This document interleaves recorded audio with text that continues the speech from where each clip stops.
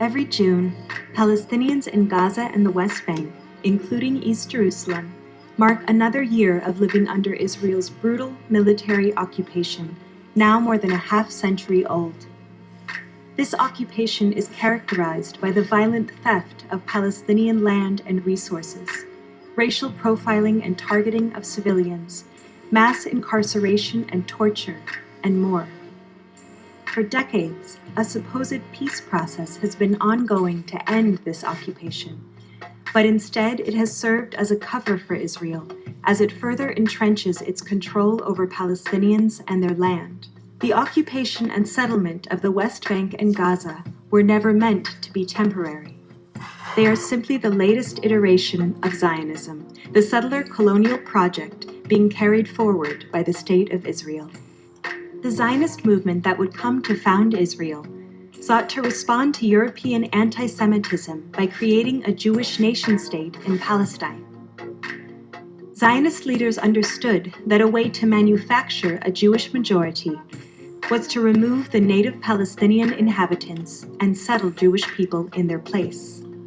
Despite anti-Zionist campaigning by Palestinian leaders, the Zionist movement won support from Britain with the Balfour Declaration in 1917, triggering decades of fierce Palestinian resistance to the colonization of their homeland.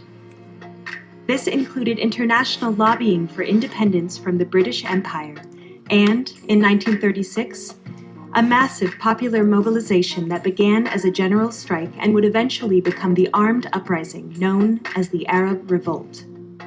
Despite Palestinian resistance, in 1947 the UN recommended partitioning Palestine against the will of its native Palestinian population, and Zionist militias were emboldened to create a state by force, including through the ethnic cleansing of Palestine.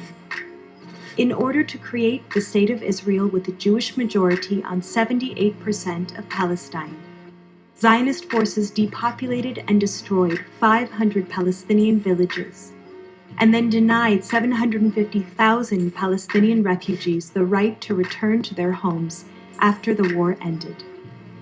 Today, more than 7 million Palestinian refugees live in exile, prevented from exercising their inalienable right to return to their homes simply because they are not Jewish. Meanwhile, Israeli law permits Jewish people from around the world to immigrate to that same land anytime they wish. Although they were eventually granted citizenship, Palestinians who remained in what became Israel lived under martial law and military rule for nearly 2 decades.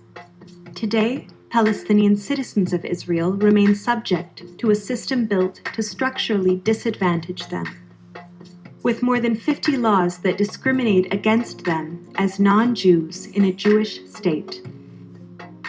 Israel's intentions are most clear when it comes to the Gaza Strip, where Palestinians are targeted by a suffocating siege, denied their basic needs for survival, including adequate food, clean water, and electricity, subjected to periodic heavy bombardment, and sealed off from the world, unable to escape.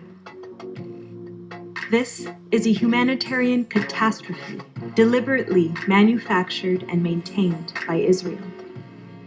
U.S. taxpayers are complicit in Israel's apartheid system through the billions of dollars in weapons that the U.S. gives Israel each year, about $10 million every day, and through the political and diplomatic support the U.S. provides in blocking international efforts to hold Israel accountable.